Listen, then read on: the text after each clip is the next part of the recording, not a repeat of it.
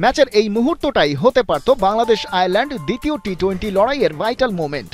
ছোটখাটো একটা ব্যাটিং বিপর্যয় তখন সামাল দিতে ব্যস্ত দুই আইরিশ ব্যাটার লোরকান টাকার আর জর্জ ডকরেল। সহজ একটা রান আউটের সুযোগ পেয়েছিলেন wicket keeper captain Liton Das, কিন্তু বলটা বেরিয়ে গেল হাত ফসকে আগেই। ডকরেল টাকারের এই জুটি পরে পথ দেখিয়েছে অতিথিদের। ফিনিশিং টাচটা ওদের মনের মতো না হলেও দলীয় রান ঠিকই নিয়ে যেতে পেরেছে 170-এর কোঠায়। প্রথমে ব্যাট করতে নেমে আইরিশদের ছিল ওই আগের দিনেরই পলিসি, মারো এবং মারো। চট্টগ্রামের 22 গজে তাই ঝড় ওঠে প্রথম থেকেই। টিম ট্র্যাক্টর কিংবা পল স্টার্লিং কাউকেই থামানো যাচ্ছিল না যেন। ওদের ওপেনিং জোটেই 4.4 ওভারে ওঠে 57 রান। সেই জুটি ভাঙে ক্যাপ্টেন স্টার্লিং এর উইকেটে। কাজের কাজটা করেছেন তানজিম সাকিব।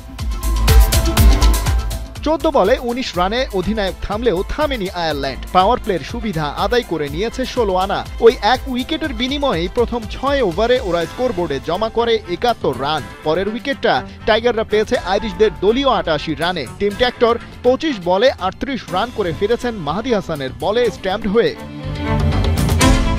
তার ভাই হ্যারি ট্র্যাক্টর অবশ্য এদিন খুব একটা সুবিধা করতে পারেননি। মাহদির বলেই ফিরেছেন 11 বলে 11 রানে। তবে হাল ধরেছেন লোরকান টাকার। তাকে ভালো সঙ্গ দিয়েছিলেন George Dockrell. Irish batting order যখন হঠাৎই স্লিপ করতে শুরু করে তখন রিকভারির কাজটা করেছে এই পার্টনারশিপ। তারা স্কোরবোর্ডে তুলেছে 44 বলে 56 রান। ডকরেল সাইফুদ্দিনের বলে আউট হয়েছেন 18 রানে আর টাকার ইনিংসের শেষ বল পর্যন্ত টিকেছিলেন। রান আউট হওয়ার আগে তার ব্যাট থেকে এসেছে 41। আয়ারল্যান্ডকে টাইগাররা আটকে ফেলে 170 রানে। যদিও ব্যাটিংয়ে আগের ম্যাচের অভিজ্ঞতা ভালোই চোখ রাঙাচ্ছিল টাইগার সমর্থকদের। যেখানে বাঘের ভয় সেখানেই যেন সন্ধ্যা নেমে আসতে শুরু করে, কারণ ব্যক্তিগত মাত্র 7 রানেই রান আউটে কাটা পড়েন ওপেনার তানজিদ তামিম।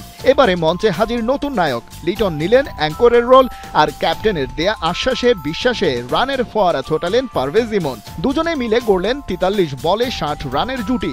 ডিলানির বলে মিসটাইমিংয়ে ডকরেলের হাতে ক্যাচ তুলে দেওয়ার আগে ইমন মারলেন 5টা বাউন্ডারি ও জোড়া ওভার বাউন্ডারি। 153 স্ট্রাইক রেট, নামের পাশে 28 বলে 43 রান।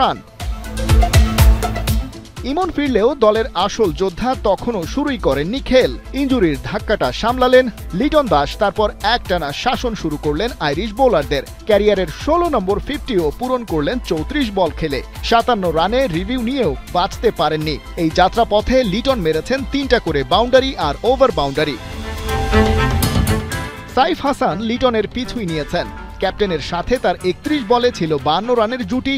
আউট হওয়ার আগে সাইফের ব্যাটে 16 বলে 22। নুরুল হাসান সোহানের সাথে আগের ম্যাচে সুপার পারফর্মার তাওহিদ হৃদয়ের ফিনিশিং করার চেষ্টা, তবে সেটা দারুণ এক রান আউটে ব্যর্থ করে দেন আইরিশ কিপার লোরকান টাকার। হৃদয় আর সোহানের ব্যর্থতার পর মঞ্চের আলো পুরোপুরি কেড়েছেন সাইফুদ্দিন। বাউন্ডারি আর ওভার বাউন্ডারিতে বাংলাদেশের জয় করেছেন নিশ্চিত। খেলেছেন 7 বলে 17 রানের ক্যামিও ইনিংস। ব্যাটিং অর্ডারের ডেপথ টাইগাররা কাজে লাগালো এভাবেই। 4 উইকেটের এই জয়ে বাংলাদেশ সিরিজে ফেরালো সমতা।